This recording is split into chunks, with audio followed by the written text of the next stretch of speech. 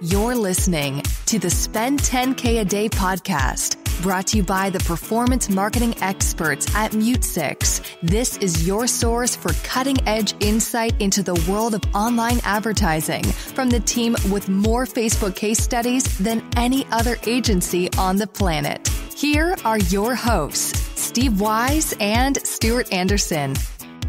Hey guys, welcome back to the Spend 10K a Day podcast. Today we have an awesome guest, Josh Fechter from Badass Marketers and Founders. He runs one of the most popular marketing groups on Facebook for e-commerce companies, for anyone who wants to become an awesome growth hacker and growth marketer. Hey man, thanks for coming on our podcast. Tell us a little about yourself, bro. Yeah, thank you for having me. So a little background is I've been working in growth for the last 5 years. And everything from heading growth at a Facebook marketing software company where I started off on contract and then just did really great work and worked a ton of overtime to help them become successful.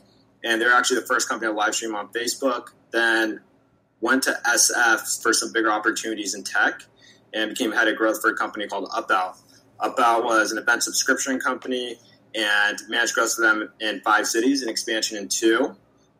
Used that experience to jump in the VC world as a head of growth for a VC firm. And I actually thought that was going to be really awesome. I was like, I'll be part of a VC firm. It ended up being a way different experience than I had ever planned, to say the least. They speak a different language than us, don't they? Than us marketers, man. They think differently. They speak, it's cool, but they're very, they have their own way of thinking about life.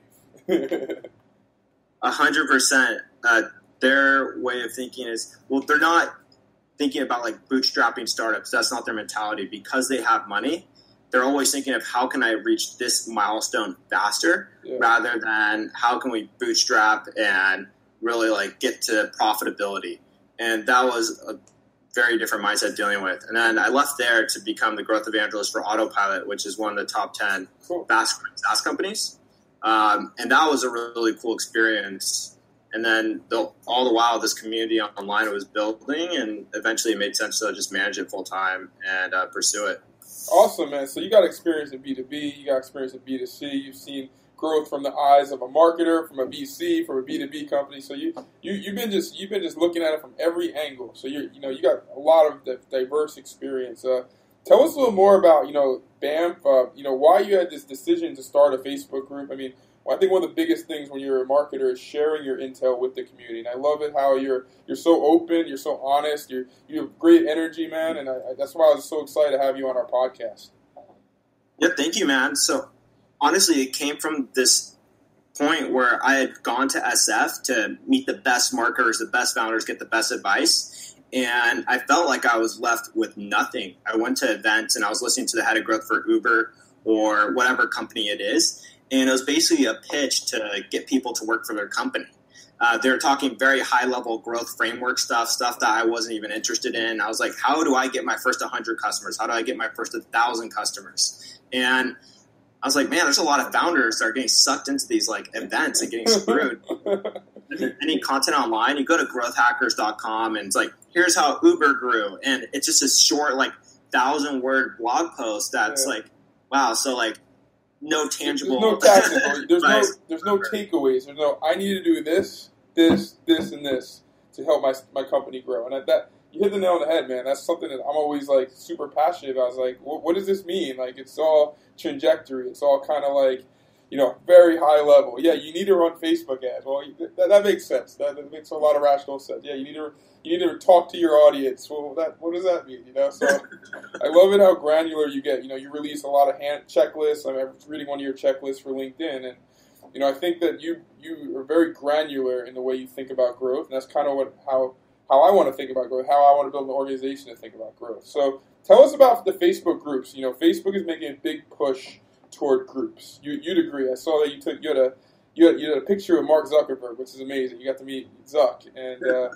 Facebook's making a big push to groups, and I want to really, correlate that to e-commerce strategy and really talk about how important it is to have a group and have a dialogue between yourself and your customers. The group is the new fan page, in my opinion.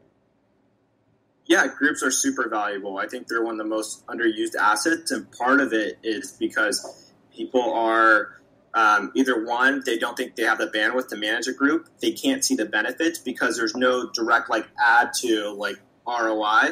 They can't see that. Sometimes you're putting up a post to make sales, right? So they're like, well, how many sales am I going to make? And honestly, I was actually scared for a long time that I wasn't going to make that much money. Even when I had, I think, 4,000 people in it, and it was pretty active at the time. And it wasn't until it was a day right before I joined Autopilot. I was like, I want to impress these people. And I put up a post and I said, if you want access to my entire Drive Growth Hacks, go, start their free trial. And then I'll send it to you, as long as you send me a screenshot that you actually used the product. And that drove over $200,000 in sales from them, from a Facebook group that had, again, a little over 4,000 members. Wow.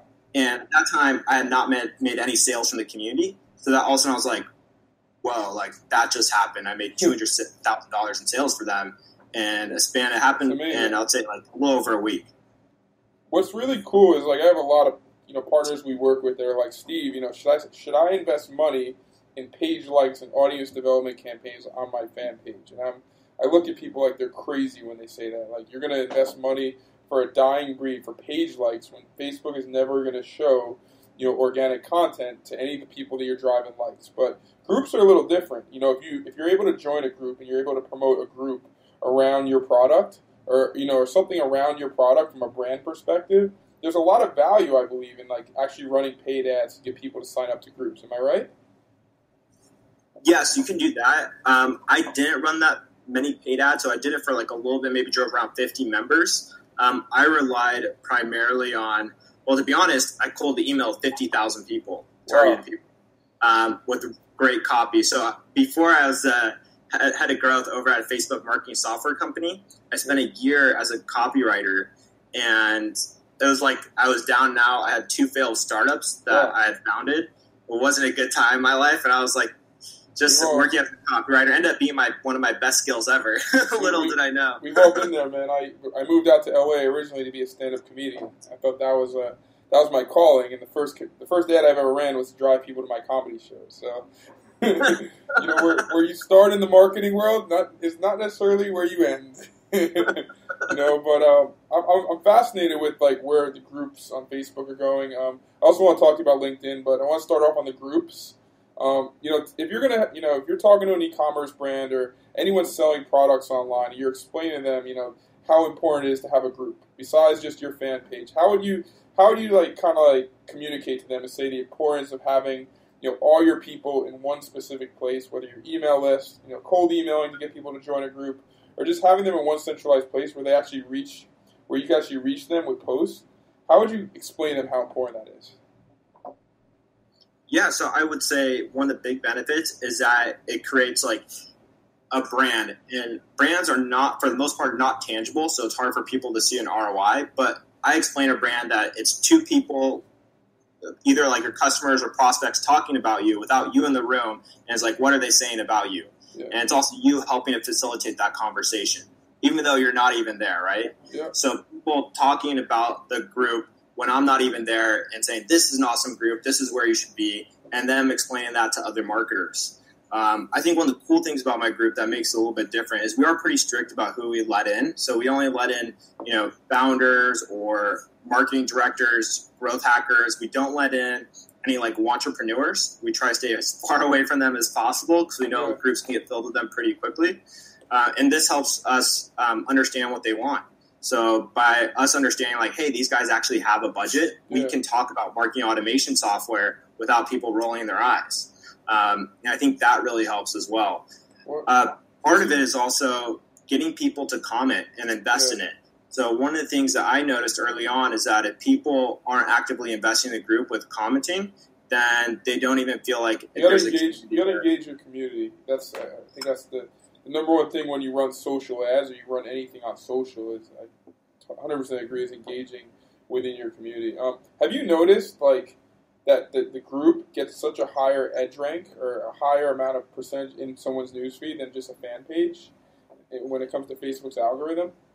Oh yeah, complete difference. Unless you're paying for ads, it's not going to happen on your fan page. Like for a group, especially one of the tricks that we use, which works really well. So I would say around 2,000 to 3,000 of my Facebook friends are actually in the group as well. So this actually increases the likelihood that they'll see the content I post in the group. Now, we also have some of the admins, well, some of the moderators also add a lot of people in the group. So whenever they post, people are more likely to see their content as well. So this helps us reach a larger audience without having to do much work. And it sounds really simple, and it is. Just having your friends in the group, and that you're going to reach more people automatically. Most admins actually don't do this. And I'm in this Facebook group with, I think there's over close to 4,000 admins, and Facebook actually runs it. And they do a lot of commenting in there and polls, and it turns out that most admins actually it doesn't even occur to them to add their members as friends. Wow, that's so funny. You know what I was thinking about? This is a very open discussion, and what I'm trying to understand, now you can run ads from your groups, right? You can run ads from Facebook groups, correct? You can run it. I don't think so yet. So I think that still needs to be released. The problem with that is that there's not that many active groups. So if you think about Facebook as a whole, most people think there are thousands and thousands of active Facebook groups that are really active, but there's probably around sizable ones over 2,000 people, maybe 500. Cool. Well, it's that low.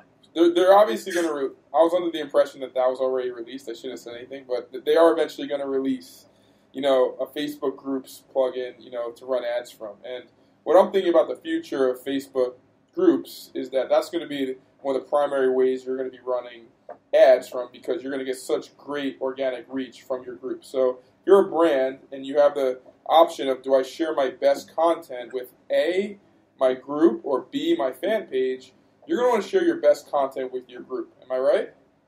100%. And part of that is your group, the people in it, tend to be friends with each other.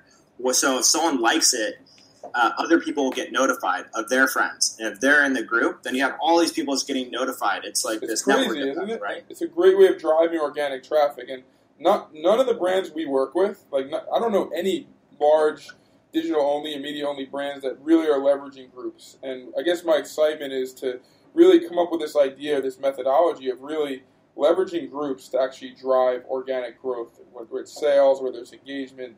I think that's kind of the next frontier where Facebook actually wants people to go. I think the fan page methodology is more or less around building a likes algorithm. You like this, we're going to serve you this. Now, the groups is eventually going to be the place where people engage and actually spend the most of their time. Would you agree with that? Yes. So people are spending more time in groups, and Facebook is releasing a ton of features. I mean, they did even change their mission recently to basically say, hey, we're bringing people closer together, and that means we've got to focus on groups.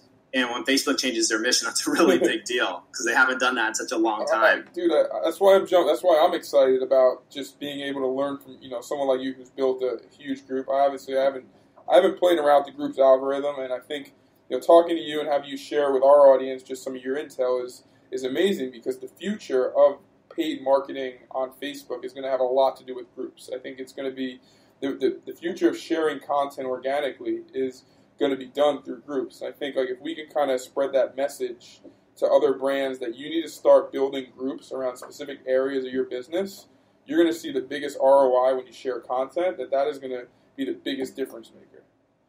I 100% agree. One of the things that I find so fascinating is that people still don't know how to market to groups. I would gladly let other people market to my groups if they just decided to provide value. For example, if they said, hey, if you go and comment on my product hunt launch, I'll release this Chrome extension to you, and I'll send it to you via private DM. I would totally let someone do that in my group, but no one actually goes and outsources a Chrome extension that's really helpful, like $600 or whatever. It could be just a guide that they created that's super cool. And rather they just go into the group and they say, here's my product hunt launch, go like it. And I say, if you do exchange of value, and you can do that across maybe 10 groups in your niche and drive thousands and thousands of people to a product hunt launch if you want to. That's just one example. So Facebook groups should be looked at as an exchange of value whenever you're marketing in them. You're like, what can I provide to, and then in order for these people to get take a certain action, whether that be liking my posts, commenting, or just sharing something. So if I'm an e-commerce brand, I'm growing, key actionable insights. Number one, create a group. You probably have a fan page. Very simple, create a group. Read the comments of your Facebook ads. Find a cause. Find something that speaks to the brand. Find something that you want the brand to be associated with. Number one, create a group. Content is key. Number two, invite, your friends, all your friends on Facebook. Invite, add admins who have friends. Very important. That's how your group is going to go viral. Then number three, reach out to other groups.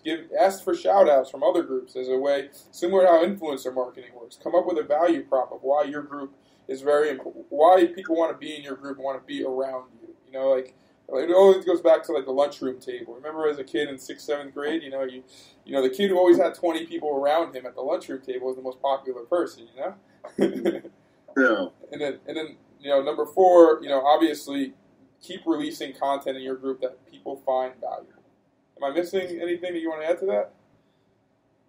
Yeah, I think, your last part that you mentioned is keep releasing content is the hardest part with a group is to stay consistent. So most groups die because the admin can't stay consistent with posting and moderating.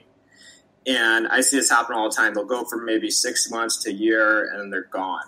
So you have to create a methodology to running your group. If you don't, you're going to go crazy. You have to say, these are the types of posts that work, outline it, and say, how can I come out with this type of content every single week? And it's a lot of responsibility. But if you can actually put it down to science, it makes it a lot easier. That's what we did for our group. As marketers, we're going to naturally lean it in and say, okay, how can we make this a science of marketing? And we concentrate on, there's posts that we call appreciation posts where we call people out, those work well. And then engagement posts and understanding how to keep a low barrier to entry for commenting. So all these little cues that make a huge difference if you're going to keep your group active in the long run and just understanding what they are. Yep. If you have a target demographic, let's say you're selling to barbers, well, you're going to create a group around the pain points of barbers, around making, building a community around barbers. I think without selling people, I think one of the also keys, I think you do an amazing job of, Josh, is you never sell people. I've been a member of your group for the last 7-8 months, and I read almost every post that goes in there, and you don't sell people, which I really appreciate because I see sales and I'm just run the other way, as a marketer and a business owner. So I think that's another thing, but I think you do an amazing job of that. And I think is there anything from a future perspective of groups of how e-commerce, how selling products is going to, what do you think the future is of groups when it comes correlating those three things?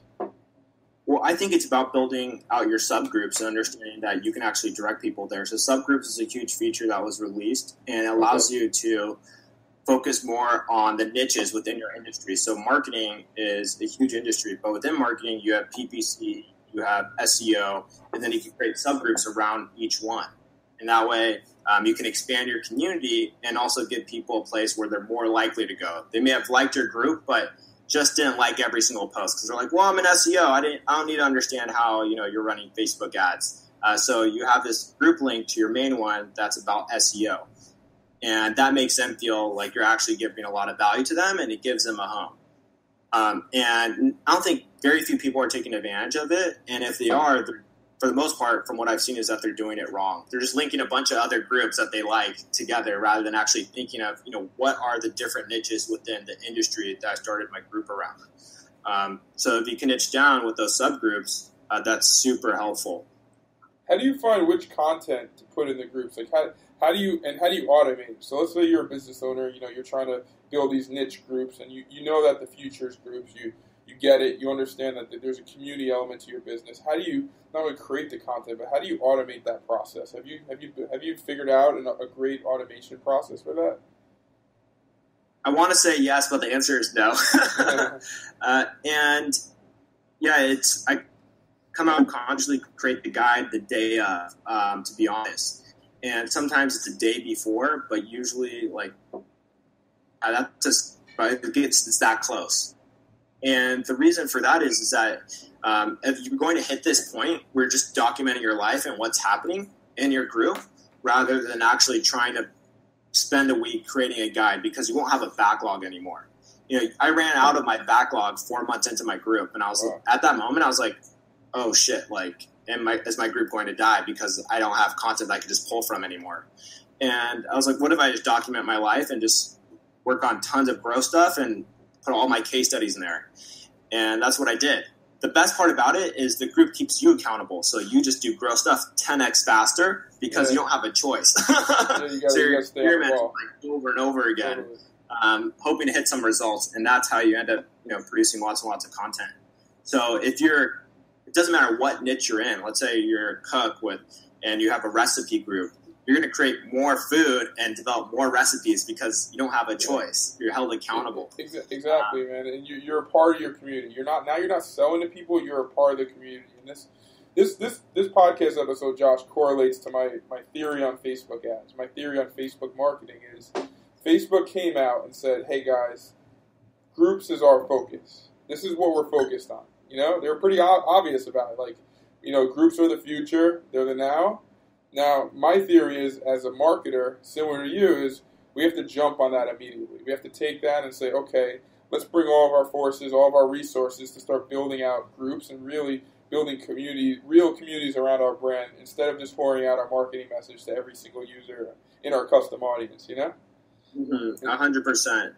I think building a Facebook group, and the barrier to entry to doing it is so low, right? Anybody can start a group within a matter of minutes. Yep. And it's not hard to get people in. Granted, I cold emailed a lot of people to get my first several thousand people in there. But after that, you realize you're like, wow, the only way to maintain this is good content.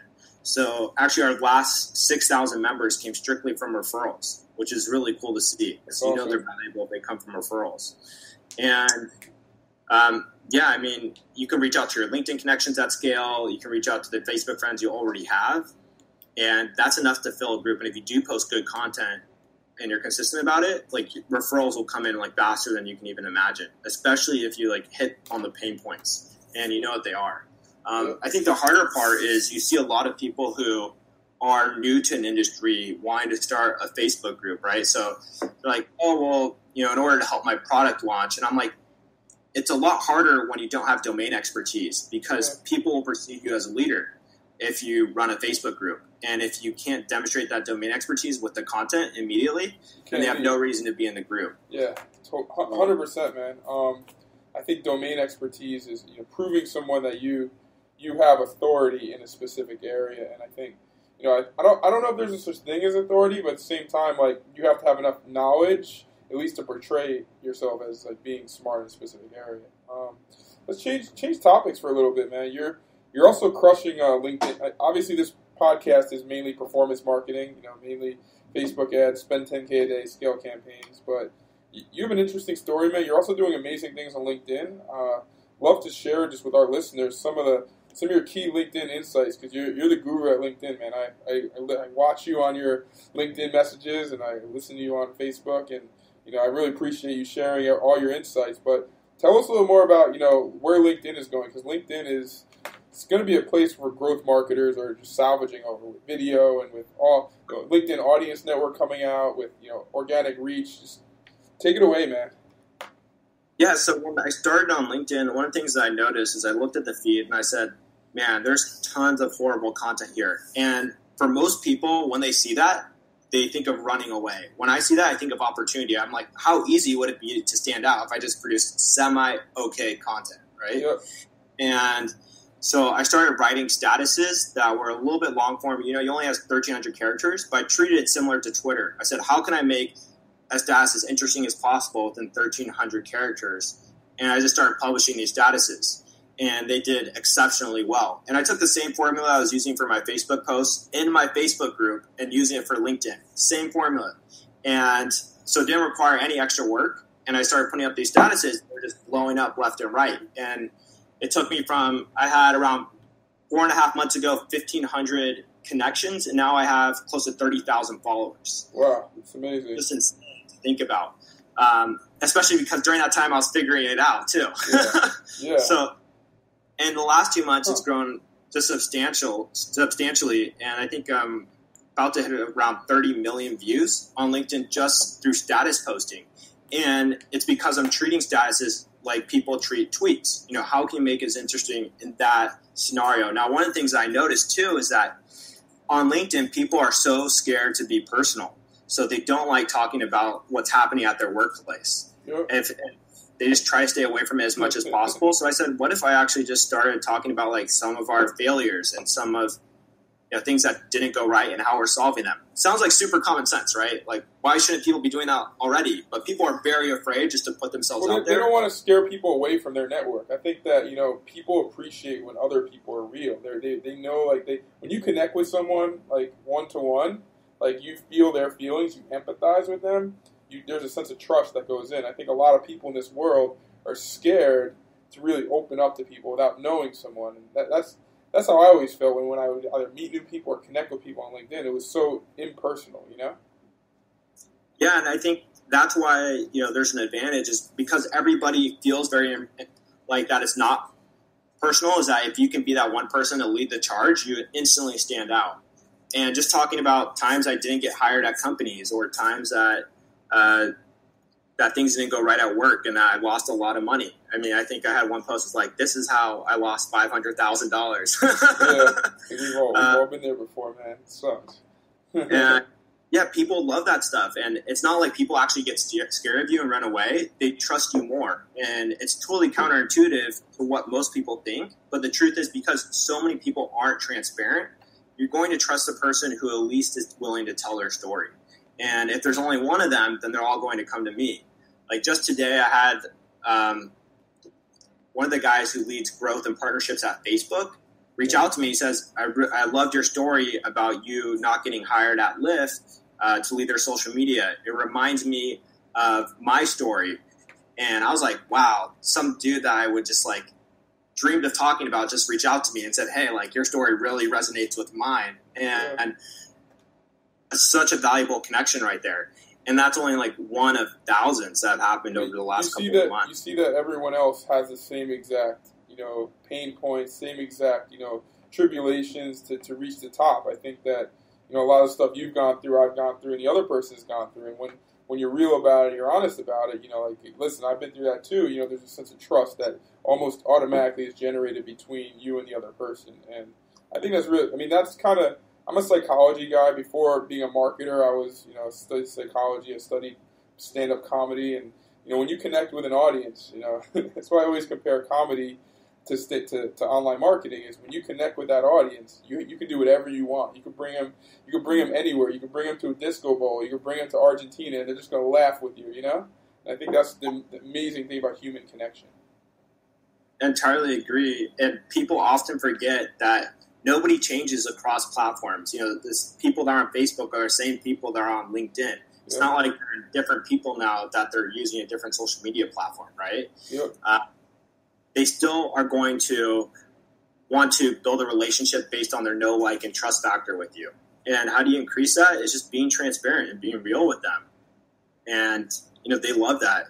But also understanding, like, hey, like, how did you solve your problem? So if you just go off on a story about, like, how you lost a lot of money and that you're hopeless, people won't do business with you. You have to actually have solved that problem, right? you have to come out of this. You have to come out of that alive. It's like, I went into lies that I died. I didn't survive. I'm out. But what's interesting is, like, I always look at people and I say, how do you quantify people to regular brands? Like, how do you correlate what we're talking about? From being real, being legit. Like talking about your pain points and saying, like, how do you correlate that to being an e-commerce brand? Like, let's say you're in a holiday season and you're running out of product and people are pissed off and they're like yelling at you. If you're in e-commerce, just be real and be honest with people. Just say, hey guys, I didn't realize that we'd run out of product. I'm sorry. You know how far that would go?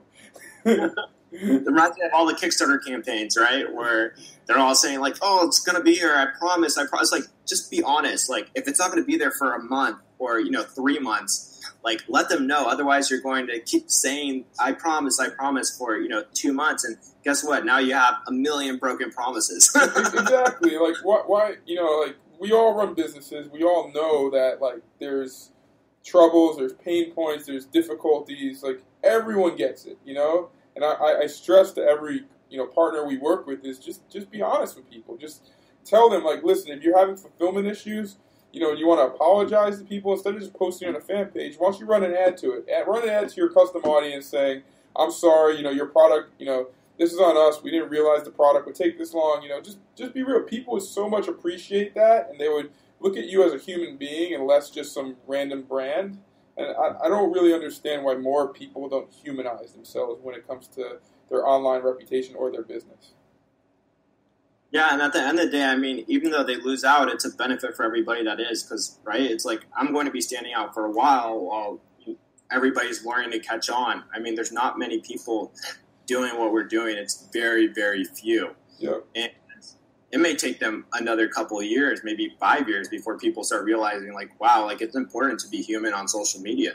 Yep. And in that meantime, like, who knows where, if I can do what I did in a little over a year, then, like, in 5 years from now, I'll be like worlds ahead of them when they finally figure it out. But, you inspire, I guess, you have a story. We all have stories, and I think, like, when someone listens to a story of me and you, Josh, we're not Harvard educated. I didn't graduate college either. Like, if you were going to make a bet on me being successful when I was 16 years old, it's probably, 100,000 to 1. It's like, it's like the Buffalo Bills winning the Super Bowl or something, if you want to correlate it to something. How many times the Buffalo Bills win the Super Bowl? They never win, So, we all have similar stories, and, like, when you see, like, people like, yourself and me, we inspire people, and I think it's really important to really share those stories because there's so much negativity right now. I mean, I think we need to be there to bring people up, you know what I mean?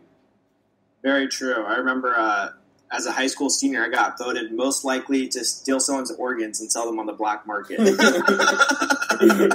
least, dude, you know what? At least you're running a successful business. It sounds like whatever you were doing, you understood supply and demand pretty well. But whereas I had teachers bet on me that how long I would be in jail for. I had teachers who just, I guess as a kid, you never take life too seriously, so you don't really take the moment too seriously. But as you get older, you're like, wow, that I really was in a bad place back then. And the message I tell everyone is, where you are today is not going to be where you are tomorrow. And I think, like, every day is a unique day and a unique moment. And I really appreciate you coming on our podcast, just telling your story, because you inspire others as much as you inspire me to every day become a better person. Thank you, man. I really appreciate that. I mean, I really do think everybody should be telling their story on social media. There's never been a perfect time like today. And if you do, like, you'll be surprised. As soon as you tell your first story, it'll probably be your most engaged post ever. And you'll be like, wow, like, people actually really resonate with it.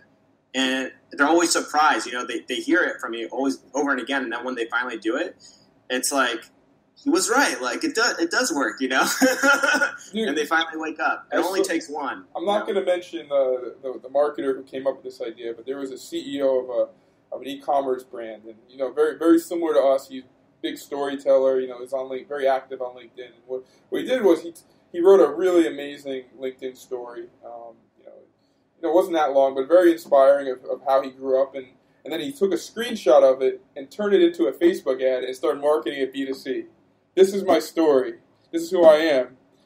Try my product. And people were reading his story, and I remember looking at the amount of comments. The guy had like 1,000+ comments on that ad.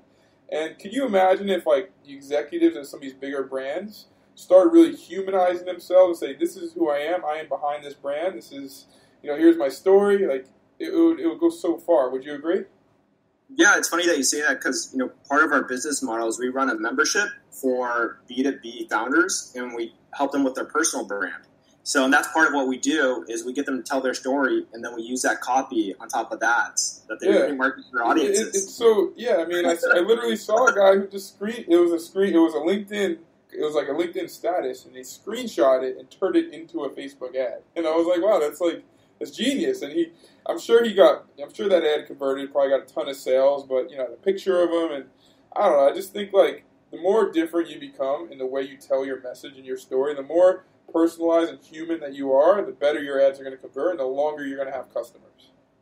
100%. And if the copy performs well already because you did it on social and people relate to the story, use it in an ad. I mean, like, that is... And most people forget about that the same copy that converts on your profile or on LinkedIn is going to work for an ad as well. And it's one of the most powerful ways to stand out. Everybody remembers those people with like long form copy. They're like, who's this person with long form copy on this Facebook ad that's doing really well? And you know, it's how many ads do you remember? You don't remember many ads. I remember talking to someone. I was like, give me one Facebook ad that you remember. I can name two. I can name the Dollar Shave Club ad. Obviously, everyone loves the Dollar Shave Club ad. I can name the Chubby's ad, just because they were like creative and they were well done. And just remember the videos of people jumping in a pool. You know, you remember the guy running around with, it's time to shave better. You know, you remember that stuff. But when you start becoming personal, I can tell you, I remember a lot of different LinkedIn statuses. I remember, people telling stories on LinkedIn. I think that's the key to business. What I've learned is being able to tell that story in a human, authentic way. Yeah, I entirely agree. And it's funny because most people, when they think of LinkedIn, they think of, posting events or just like linking to their blog posts. And who would have thought that like a 500 character post about like your story could reach possibly millions of people? And, when we work with founders, it's usually like on their first post, they're reaching like hundreds of thousands of people. It's the first time they've ever been real with their audience. And their audience is not expecting it, right? Their audience all of a sudden reads it. It's like, wow, I didn't know, so-and-so actually had this story. This is really amazing. We had one guy, he landed 2 deals from his first post. He just put it up on Facebook, and he talked about how his mom had cancer when he founded his startup. Wow. And stuff that he had just never shared with people before. And thousands of people just reached out to him with thank you messages saying like how they could relate and they wish more people talked about this stuff. And I was just like, I was blown away. It was really cool. It's awesome, man. You have a great story. Before we wrap things up, most of the listeners to this podcast are e-commerce business owners, people who spend a lot of money on Facebook, people who have e-commerce stores, people who really want to get the edge. They want to figure out what is going to give them the unfair advantage to becoming profitable entrepreneurs. If you're to give some advice to the B2C owner who really wants to do something different, whether it's Facebook groups, whether it's LinkedIn, whether it's running ads to tell a story, what would you say are the first couple things that come to your mind? Yeah, so I would say that if their customer doesn't know actually who's behind the company, then they have a problem of standing out in their market and having longevity. Because then they have no story, right? You may be able to run ads for a certain period, but eventually, like, your market may become saturated as more people bid on that audience. So you have to be able to say, like, I have a brand because you know my face. It's not just my product, but you know the story behind it. So mixing in your face with your product, and that may come through video ads, and you actually, like, showing up on your video ad, right? And founders are so scared to do that. They're like, me in a video with my product, like I'm staying out of it, right? Like, no way. They're like every founder has a Wizard of Oz mentality to them, They want to stay behind the curtain, Yeah, it's so funny. Yeah. Oh my gosh, and yeah, so if they stay more relevant by putting their face out there, then also using some copy to tell their story, I mean, they're going to hit their audience far better than anybody is right now, and nobody's going to copy what they're doing for the next several years. Nobody's jumped on it. And it's a wide open game. That's why I'm winning. That's why a couple other marketers are winning. And, I mean, it's time. Cool, man. Well, I appreciate you again coming on the pod, Spend 10K a Day podcast. Josh Fechter from Badass Marketers and Founders. You're the man. Thanks for coming on. And another awesome episode, man. Thanks for joining us, dude. Appreciate it. Cheers.